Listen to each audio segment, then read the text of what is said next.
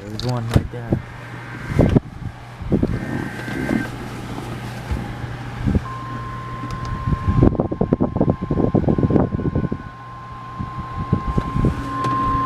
Special marine warning.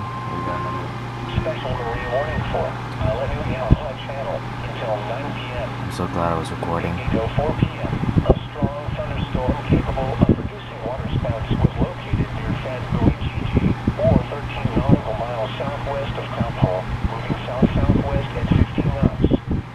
Hazard: water spouts and wind gusts 34 knots or greater. Source: radar indicated. Impact: water spouts beneath. Oops. Small craft could be damaged and receive higher winds and suddenly higher waves. The strong thunderstorm will remain over mainly open waters. Prepare for gusty winds.